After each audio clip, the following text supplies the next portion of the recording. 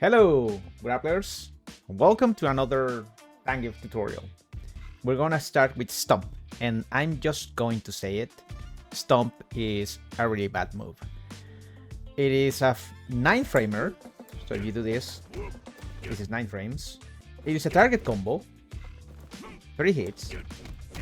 All of those hits have a gap between them. The opponent can parry or super. They cannot jump them, nor they can push any buttons. Now on block, this move is -3. So you're safe. You're not punished. But the second is -4.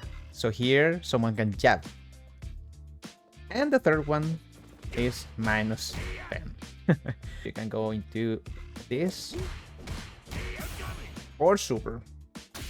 Should you do this on block, the only gapless options are crouching lights. This doesn't have a gap in your +5. Now you can technically frame trap people with a crouching medium punch if they want to press a button. But yeah, that's it. This target combo is actually awful, because if you hit people, you actually hit them. Only the first 2 stomps are guaranteed on hit. As you can see, the third one is not. So they can block the third one if they're holding block. There's just a few situations where this target combo actually works. It is mostly a knowledge check. If the opponent knows what to do against this thing, you are not hitting anybody with it. It is a really bad move. So we're not going to talk about the whole Stomp situation. We're only gonna talk about Stomp 1, which I think is a move that you can actually do sometimes. So let's take the obvious away. Stomp 1 is a good frame kill in the corner after Spinebuster. Yeah, +3. You're +3, which is good because you can loop the throw. First of all, I've shown this before. A Stomp after Dry Brush is +8. So you can do a few things with that +8. You can link into Hell Stab, Crouching Medium Punch, Lariat. You can finish the combo. You can visually see the Stomp hitting and do something else. Most likely, you'll do the Stomp 1 after Crouching Light Punch, because this thing is +10, so you can do it after that thing. If you really want to mix the opponent, you can do it after Headbutt. However, you're losing damage, so if you for some reason you hit someone with Headbutt, with Dry Brush Headbutt, you might as well go into this to get all the damage. Otherwise, I don't know, if you really want to reset the opponent, you can. I don't actually recommend it after Dry Brush Headbutt, because you're losing damage. It's guaranteed damage. The usual combo is like this, you know, the classic. That is 1880 damage. So you can technically go for Stomp after the Crouching Light Punch.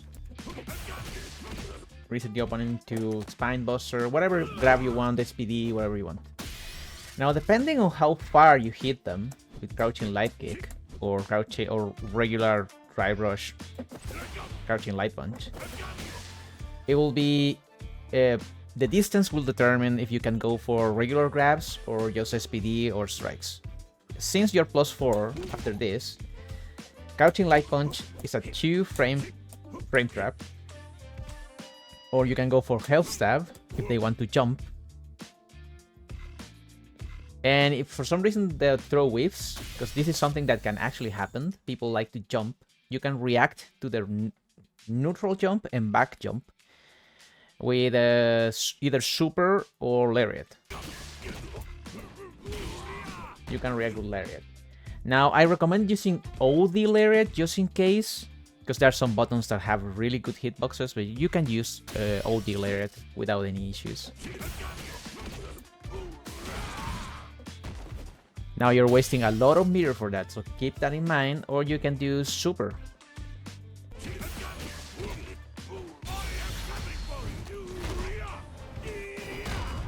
Now that's good for neutral jump, back jump, forward jump. That's another story. So in that case, you need to block.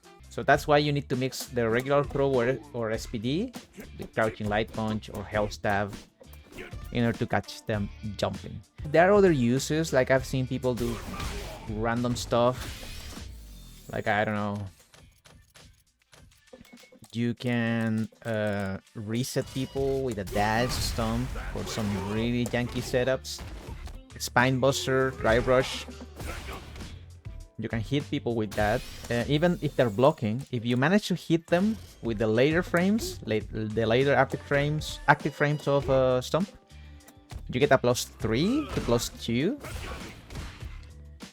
It is really weird, but you can do it. Like that, you can get a +2, but they're just gimmicky setups. You can do way better.